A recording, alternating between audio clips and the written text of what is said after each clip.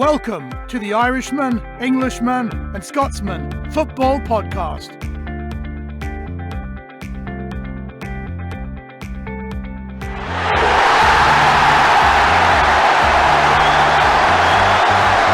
You are listening to the Irishman, Englishman and Scotsman Football Podcast.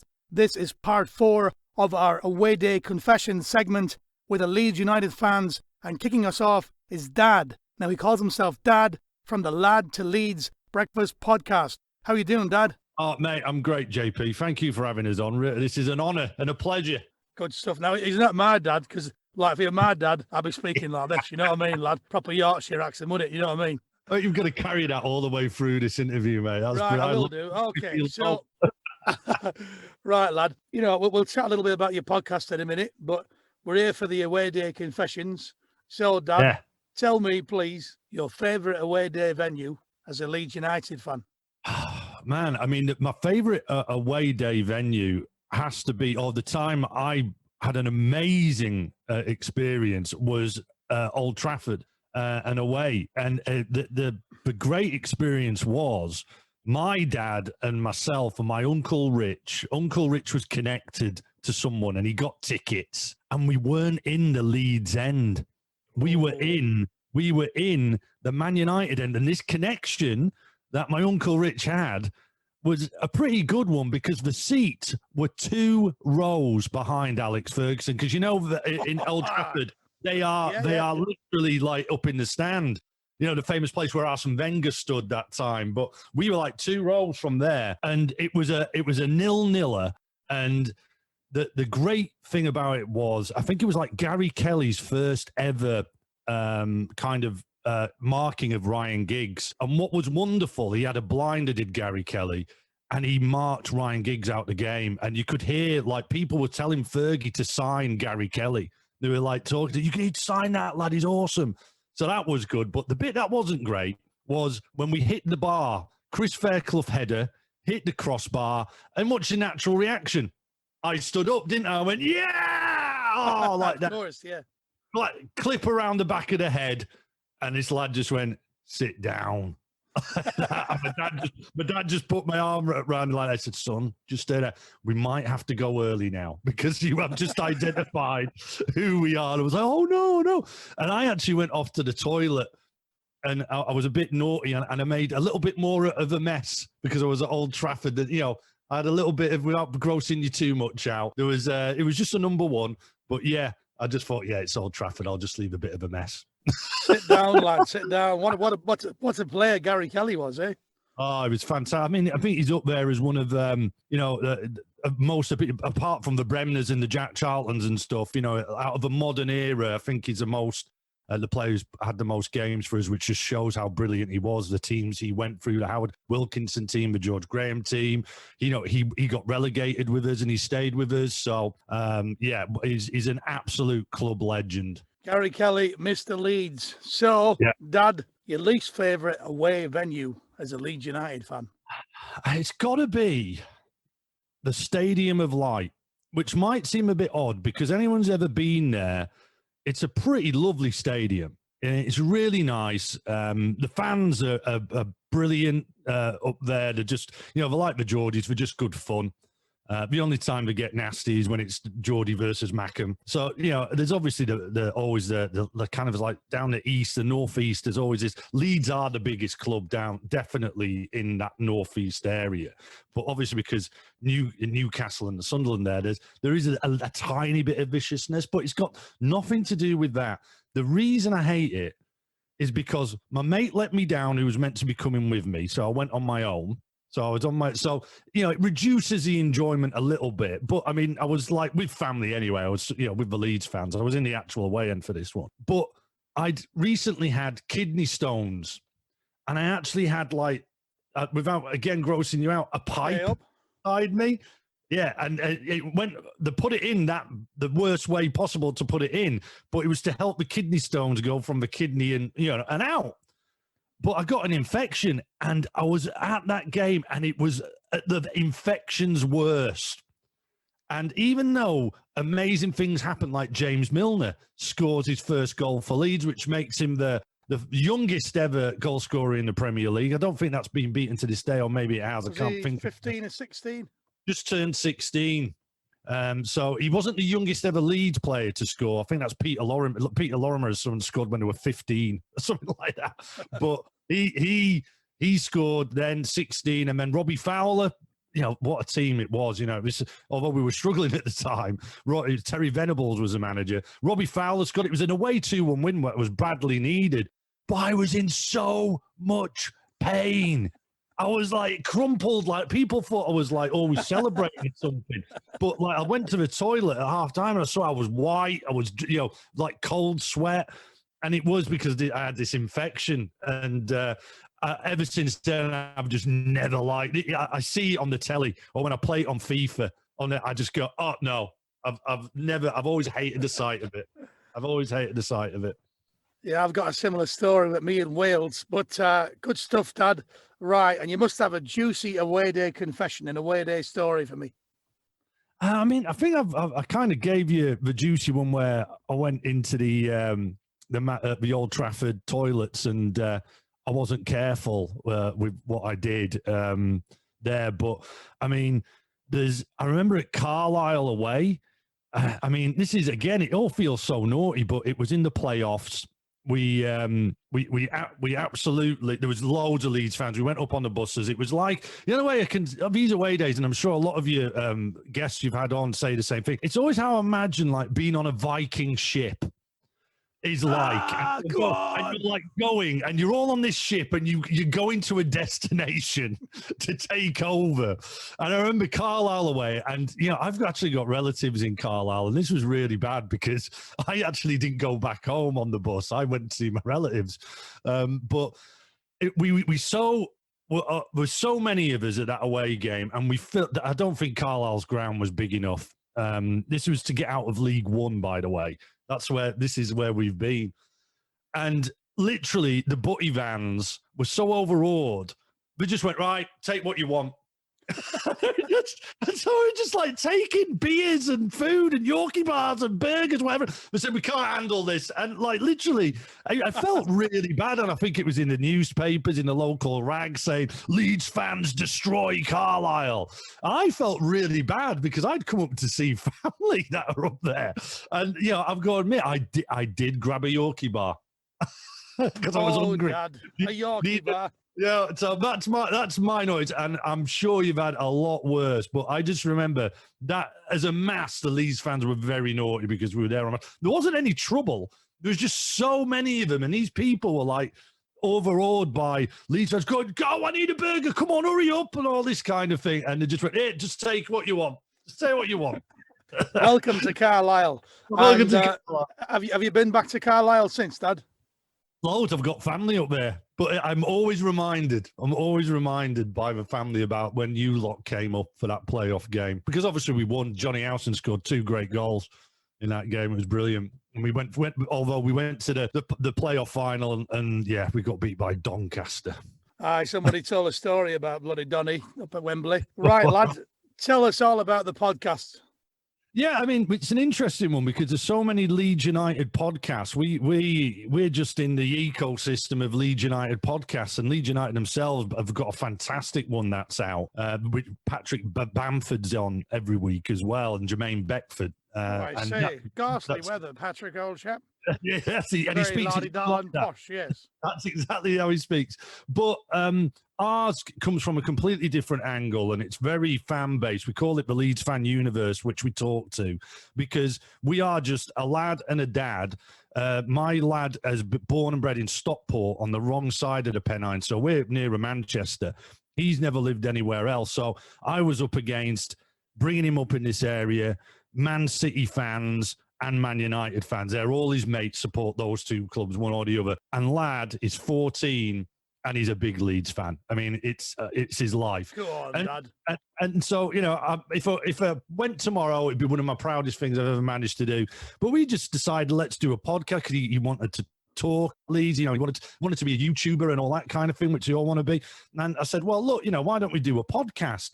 And it is literally just me and him reacting to whatever's going on in the Leeds fan universe. You know, what's going on with the games, reacting to the games, previewing the games. And then when lockdown happened, we used to do it around each game, so about once a week. And then when lockdown happened, we took this angle. We said, why don't we do it Monday to Friday and do it in a traditional radio breakfast show style? You know, again, just making it a little bit more not fans, you know, talking about tactics and everything, although we do that, but it's like we're not educated. We don't study. We're just reacting like, you know, two people who love going to a game and you know, we give it a roll on that. It's very positive. Hopefully anyone who listens to it, the aim of it is, even if you're not a Leeds fan, you'll still have a laugh. You'll still enjoy it. Right. So basically you're one of the lads, one of the fans. Yeah, that's all. And that's all we are. And we don't want to pretend to be anything else. And, you know, the angle that we're growing up in behind enemy lines as well it always gives it a nice edge. Right. So, Lads to Leeds Breakfast podcast. And where can we find you, Dad? Just any podcast player. You just go on there. YouTube, just type Spotify, the whole lot, yeah? No, just podcast, just your podcast stuff. We don't go on video. It's literally just audio. So any podcast player, you'll find us on there. Just type in Lad to Leeds. Generally, we'll pop up as the first one on there. Great stuff. What we're going to do is we'll also link the link to your podcast in all our social media connections in the comment section on YouTube, on Facebook, on Twitter, etc. And thanks a lot for chatting, Dad. It's been absolutely fantastic. I got to say, I enjoy doing this Yorkshire accent. I really do, lad. Mate, that's your normal one that you do all the time. Oh, it might do. It might offend a few people, though. People in Carlisle accuse me of stealing fish and chips. Exactly. Yeah. All right, Dad. Thanks a lot, mate. Hey, all the best, JP. Thank you. So next up on our away day confessions, Leeds United, we have Jason. Jason, you're deep down in Australia, mate, yeah? Yeah, from Adelaide, buddy. I'm not originally, I'm from Rochdale, but I live in Adelaide for the last 12 years. Right, you're a long way from Ellen Road, lad. I got over about a year and a half ago against Wigan on Good Friday. We got beat 2-1 off Wigan. Disaster. I was distraught. 28 hours on a plane, arrived Good Friday morning, went straight down to Ellen Road, watched the game. I was absolutely heartbroken. I had to get a ticket in corporate. It cost me like $2,000 to go and watch. Oh. And I left at nearly half time because it was absolutely bobbins. But there you go. What's your favourite away venue as a Leeds United fan? Oh, mate, I've got quite a few, but the best one I really know, and a lot of Leeds fans won't agree with me, I love going Old Trafford. I used to love the buzz of going to Old Trafford. You know, it was always hostile. We had some laughs there. You know, not the new Old Trafford, the old Old Trafford, when we used to stand up in the Stratford end at the front and, we used to get bombarded with Mint Imperials and blow up sheep and all sorts. It were always a good crack there. Blow up sheep, right. Good stuff. You're not the first one to pick Old Trafford, actually, Jason.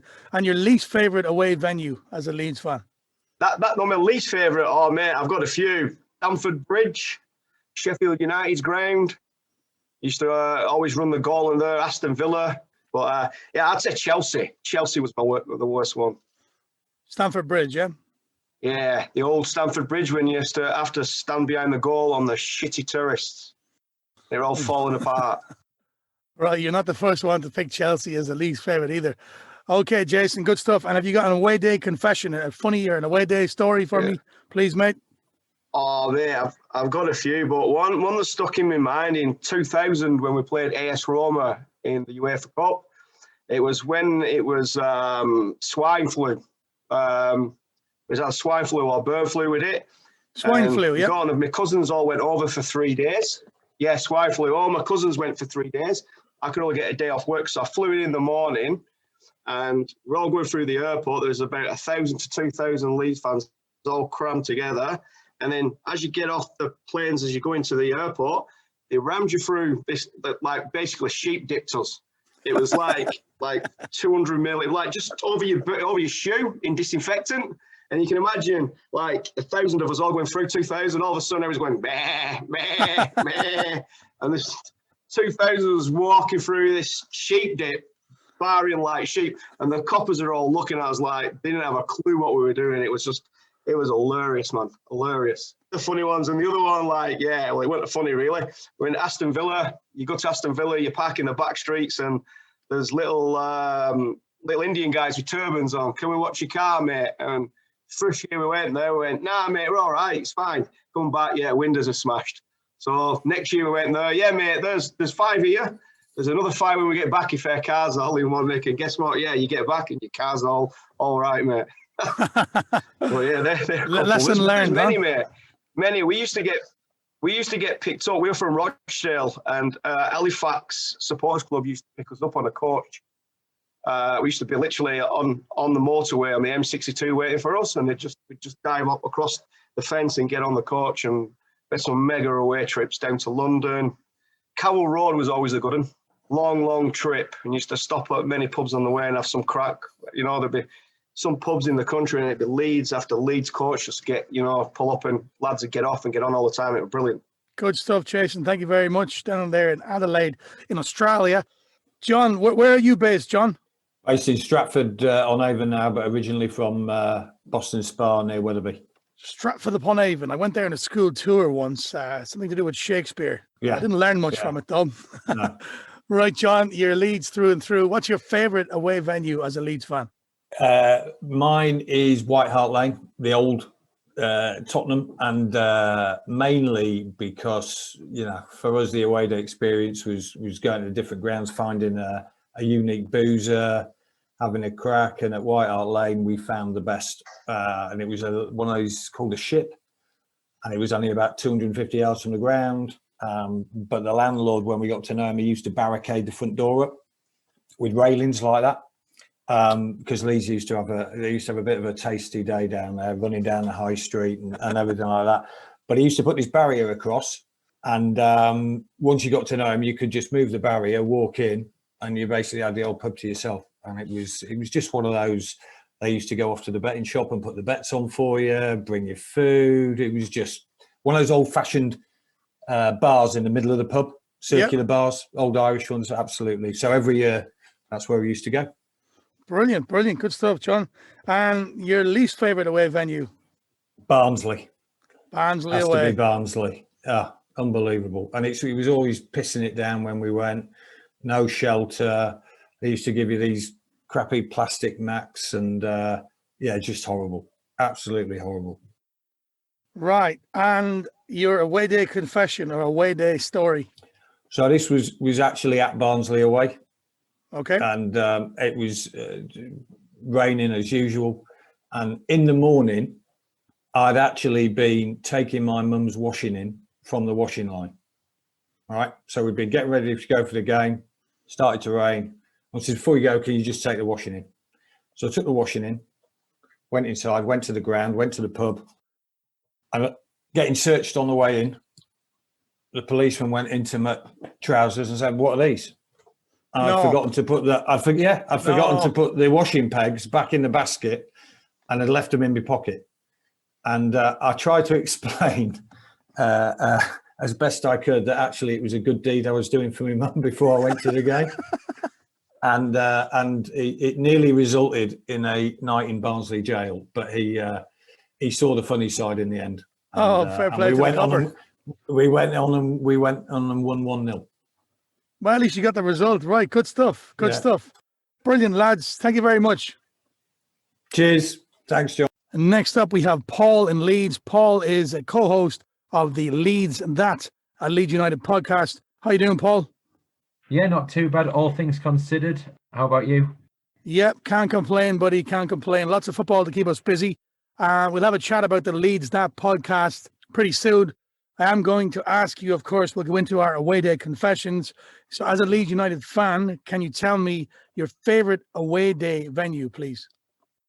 So I started going to away games when I was around 17, 18, and that coincided with the time that we just got really poor and got relegated from the Premier League. So that was my second season as a season ticket holder. But it also meant that I got to go to, well, all up and down the country to proper football league grounds and have a bit more of a varied experience than you might do if you were just in the Premier League. So my favourite away ground on balance is Deepdale. So we've been 10 times, we went 10 times during our the wilderness years, as we now refer to them, and lost 3, drew 2, and won 5, including a Boxing Day thumping, and but most notably, it was the Championship playoff semi-final second leg that we won 2-0,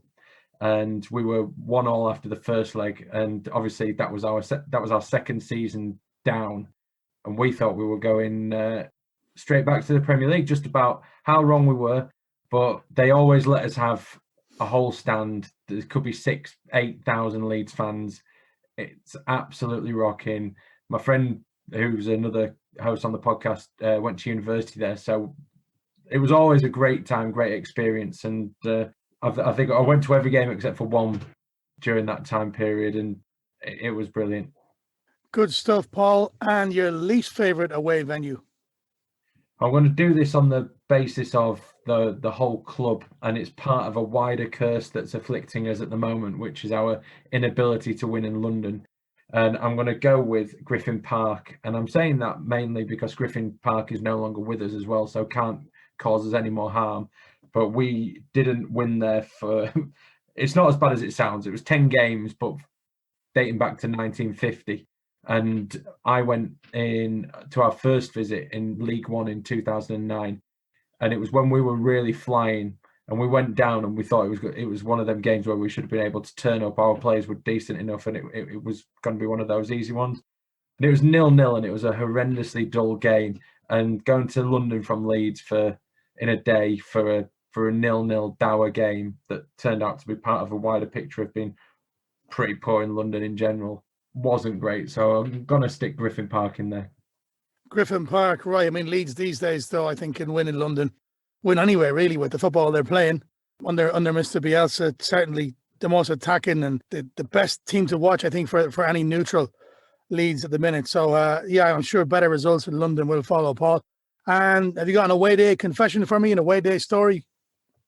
Yeah, I mean, it's not so much of a confession. It's more of a overall glorious moment. But I could probably find a confession or two. But it was when Leeds United were in League One, and we beat Man United 1-0 in the FA Cup third round, and there were about 10,000-12,000 in that corner, absolutely packed in.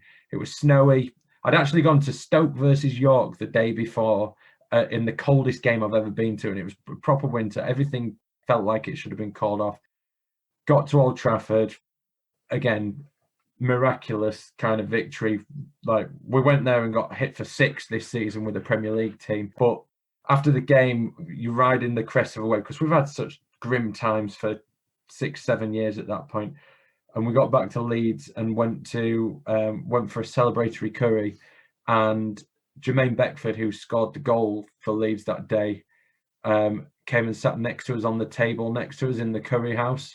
Wow. So we then got our picture with Jermaine, got our tickets signed, and then we were lucky enough to interview him last year, and he remembered it, because the coolest thing about it was he was there with his girlfriend at the time, and you want to give people privacy, see, but you can't help noticing some things. And I noticed that he was using the salt and pepper pot to show his movement and draw out his goal for his girlfriend on the table. So I asked him, I went, mate, I don't know if I've dreamt this or whether it was like, no, mate, that's legit. That's what I was doing. So that was just a nice moment that all tied up perfectly. Wow. Brilliant stuff. The 2-all Lamboon is over here for Jermaine Beckford. Indeed. Brilliant. Good stuff, man. Okay, Paul, can you just tell me quickly about the podcast, Leeds That? So just Leeds and then That, yeah? Yeah, so basically Leeds That is the kind of, it's more, really, there should be a comma. It's Leeds That, like as in typical Leeds, as in top of the championship. Nobody's ever not been promoted from that at Christmas. Leeds finished third, Leeds That. Brilliant. So it's the typical things that happen to you as a Leeds fan, or just generally happen to Leeds United. You could name millions. Right, and you've got a co-host, yeah, with you. Yeah, there's 4 of us run it, and any of us will be on at any one time. We do match day podcasts and bigger features such as interviews, and we've been lucky enough to interview a couple of the players recently. We interviewed Calvin Phillips in October, and that was a real highlight for us. So yeah, it's just a hobby amongst season ticket holder friends, and we chat rubbish when we're together anyway. So we thought might as well record it and see if anyone cares about it. Well, you must be doing something right if you're interviewing the likes of Calvin Phillips. So where can we find you, Paul? Where can we find the podcast? Yeah, it's just at Leeds That on all social, or leedsthat.com, and you'll find Anywhere you can find podcasts, yeah? Anywhere you can find a podcast, yeah.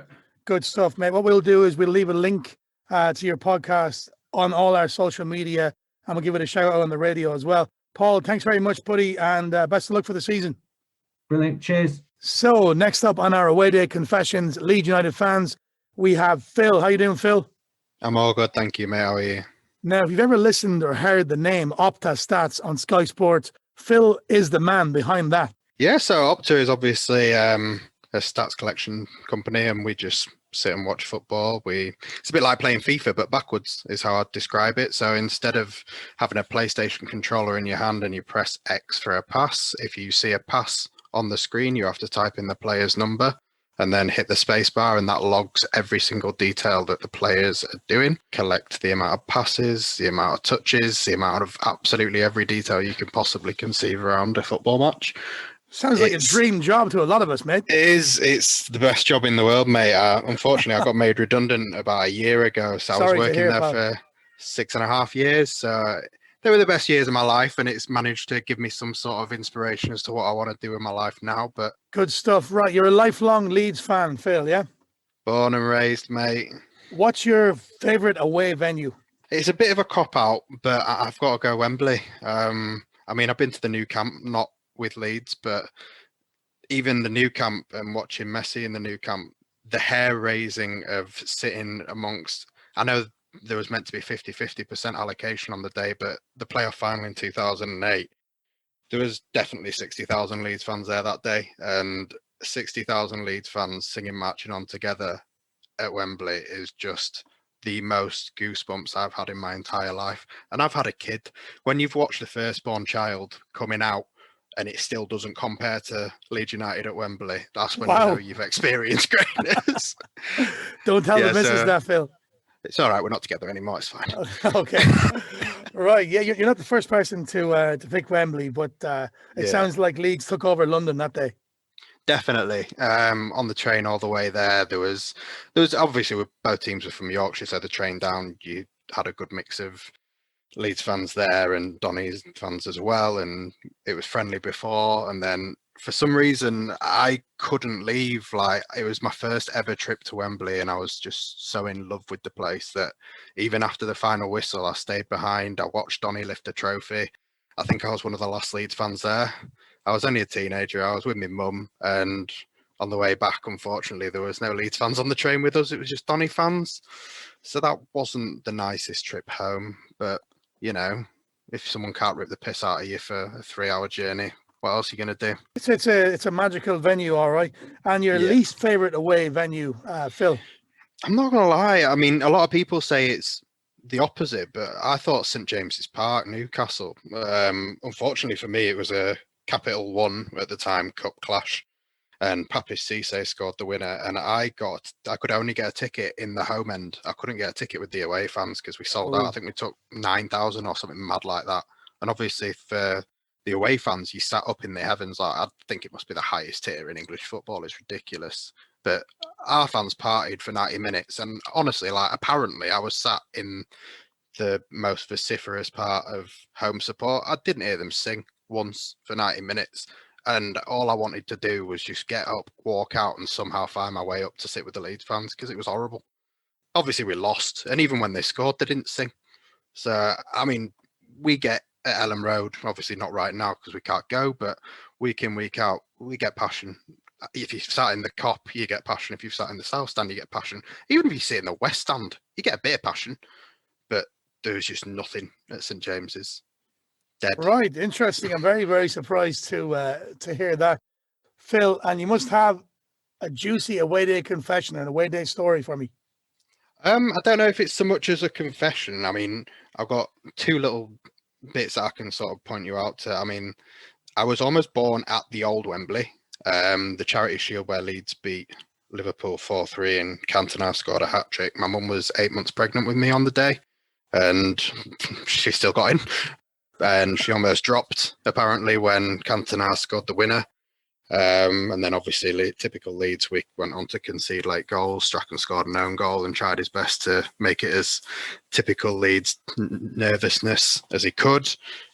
But thankfully, I was born in St James's instead a month later. But I had an uncle that was living down in London at the time, which is why we were able to get tickets. And when I was about 4 years old, my mum was going there and back between Leeds and London quite regularly. And I think Chelsea had been playing Leeds earlier that day. Thankfully, we couldn't get tickets because I was 4 and it probably wasn't the right place for me.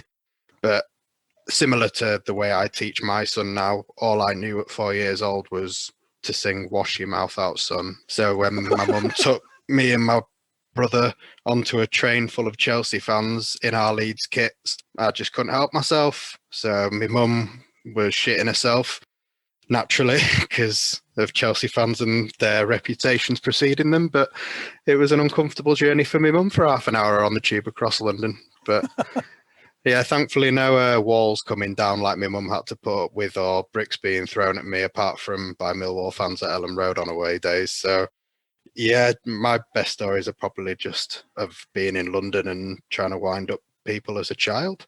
I wasn't expecting that. Okay, so apart from the Opta Stats, Yeah. you have a blog, or how would you describe it? You do a bit of writing, So I've been writing articles about not just Leeds United, football in general. I've done mid-season reviews, transfer market reviews of every team in the Premier League, but most of my stuff is generally on Leeds United. I've just done a recent article on Calvin Phillips and the gap that he leaves when he's not really there, whether that be through injury or suspension, and what we can do to replace him short-term, medium-term and long-term. My stuff is available on my Patreon channel. You can find the link to that on my Twitter page. My Twitter handle is @PhilMiles92. And yeah, I've got loads of stuff coming out over the next few weeks. I'm actually writing an article today. I'm about 3/4 of the way through, just sort of giving a bit of an insight on what it's like to be an Opta analyst, and just sort of teaching people that really want to know, if you do want to know, because I used to, of how analysts genuinely analyse, because it isn't kind of what you would expect, like Jamie Carragher and Gary Neville doing on Sky Sports News. The actual Well, you can't understand Jamie Carragher anyway, with that accent. Well, but it depends. If he slows down a bit every now and again, you might get a couple of words. No, that's brilliant stuff, Phil. Thank you very much. Just once again, how can we find you? So yeah, my Twitter handle is @PhilMiles92, and the link to my the link to my Patreon channel is on my Twitter page. To the Patreon channel. Brilliant. Mr. Opta Stats, Phil Miles. Thank you very much, Phil. No problem. Cheers, mate. Next up, we have Christian. Christian is the host of the Mighty Whites podcast. How are you doing, mate? Yeah, really good, thanks. How are you? Good, buddy. Right, Christian, what's your favourite away venue? For me, I think that the best trip I've done has been to Selhurst Park to watch Leeds v Yeovil. And that was, it must be 2010 now, I think, the season we got promoted from League One.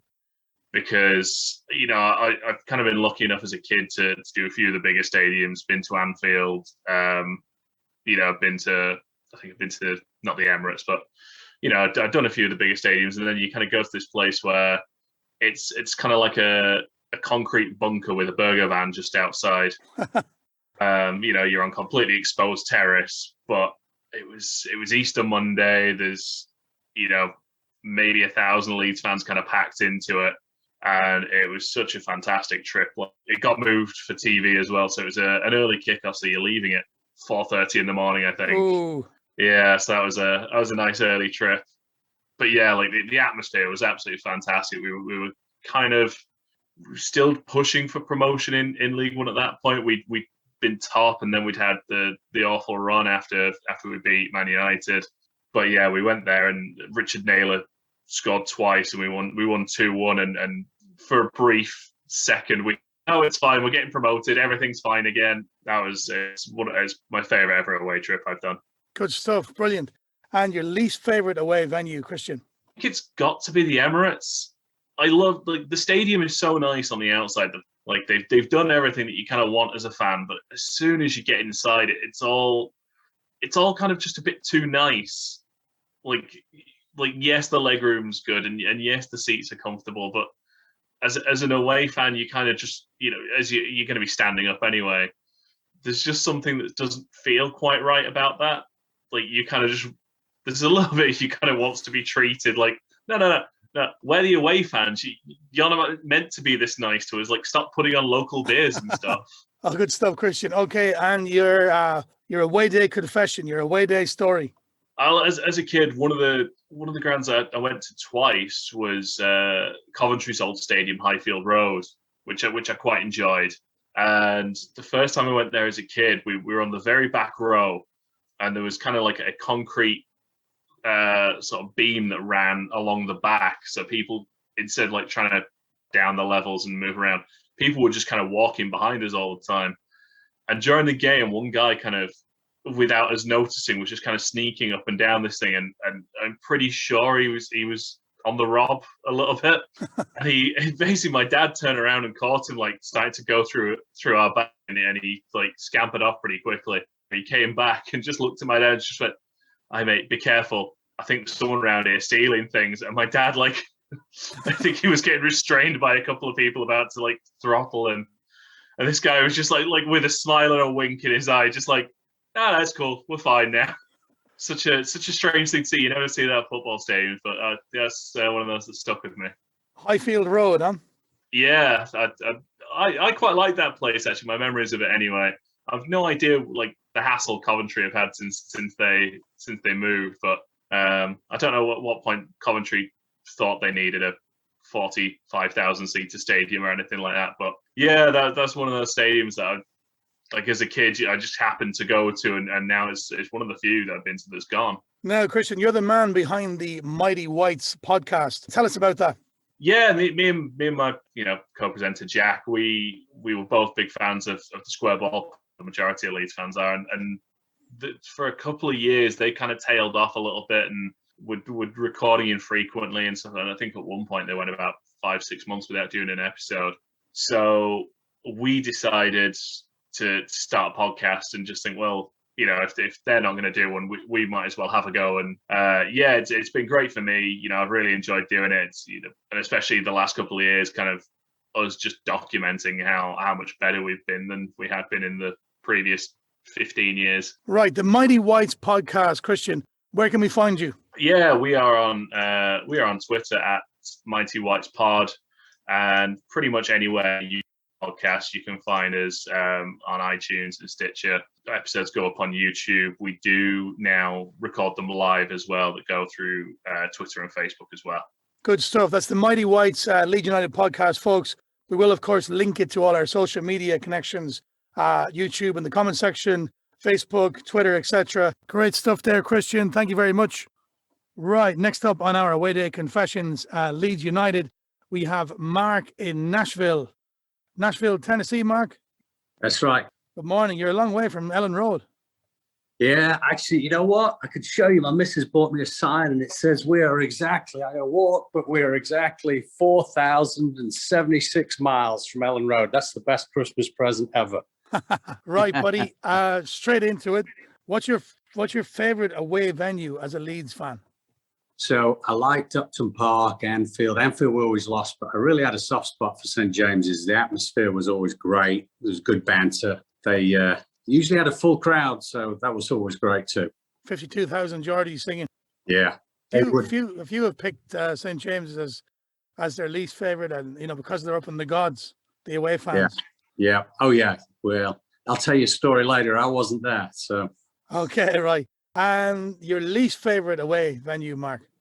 If I can put a tie, it's Hillsborough, because I watched us get beat by the Scum in 77 in the semi-final of the Cup, and I watched us get beat by Coventry in, I think it was 87 in the semi-final of the FA Cup. And so not good memories there, but it's got to go down to St Andrews, because I went there last game of the season one year and there was like a riot, full-on riot. It was the same day the Bradford City fire was, and I'm convinced if it hadn't been for that, there'd have been a big, big trouble for Leeds and Birmingham. But we got beat last game of the season. But then the worst ever was a Friday night playing against Charlton in the playoff of the old second division promotion, and we got beat in extra time. And leaving that ground was like leaving no disrespect to the past, but those that passed, but it was like leaving a funeral, because we were 1-up in extra time singing, "Are You Watching Manchester?" And the next thing you know, there's a guy, Peter Shirtliff, scored 2, and he should have been sent off earlier.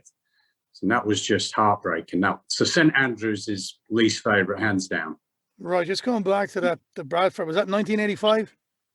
I think it was 85. It was mid 80s. And one lad, at the Leeds Birmingham game got killed and 500 injured. And obviously, we all know no one should go to a football game and not leave, and that was, it was just madness. I mean, absolutely. And it was all came down to, I feel, the police didn't set up. They didn't expect so many Leeds fans to show up for that game.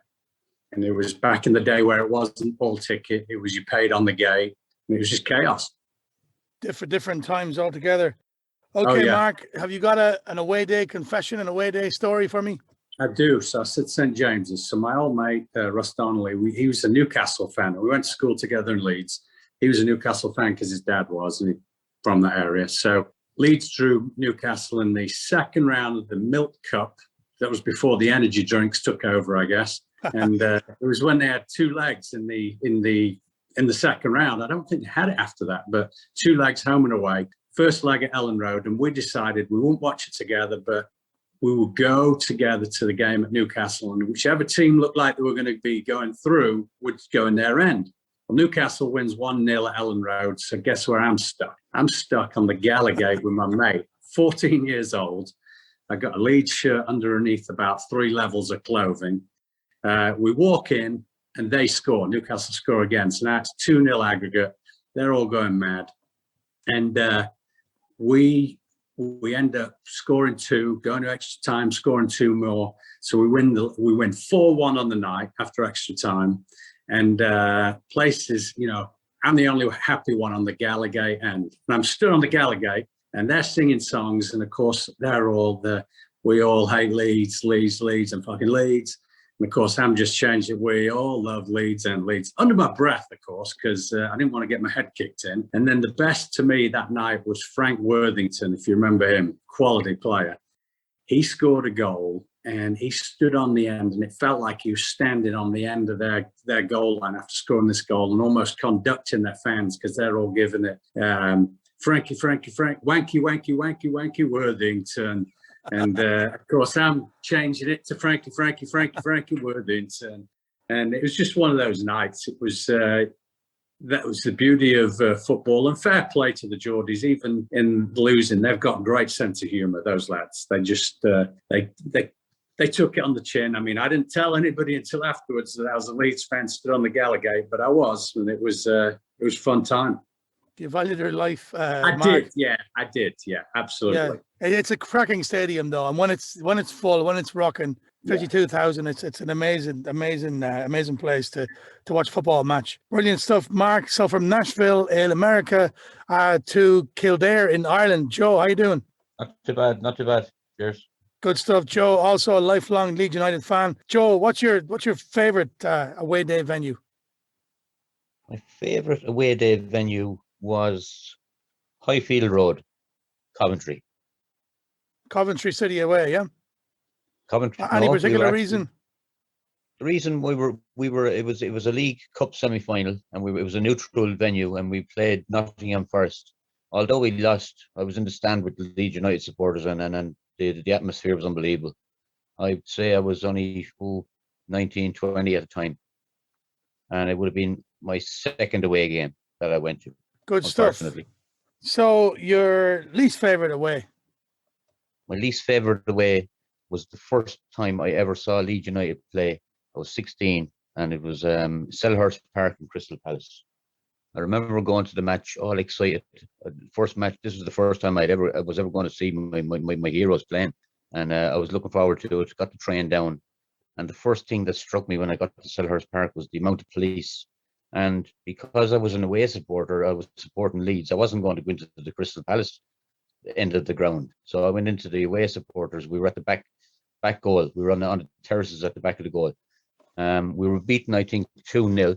And as soon as the game was over, there was a section of our supporters that were throwing bits of sticks that were off the end of flags and what have you over into the far stand. And they opened the gate that we had got into the terrace onto, and police came in on horses and baton charged down through the terrace. And I got a smack of, I'll never forget, 16 years of age, bang, a smack of myself a baton. I got out of there as quick as I could. And you know what I said to myself? Never again will I go near that football ground. But when we came outside, it was crazy. Like, this was back in the 80s, when if you went to an away match, like you were kind of, depending on where you went. Like I was working in down around New Cross when there'd be an away match on, and the Arsenal fans, if Tottenham were playing away, the Arsenal supporters would be waiting for them down in the tube station, and it was like the police would stand to one side and just let them batter each other. Crazy, like. Yeah, and have you an away day story, an away day confession from me, Joe?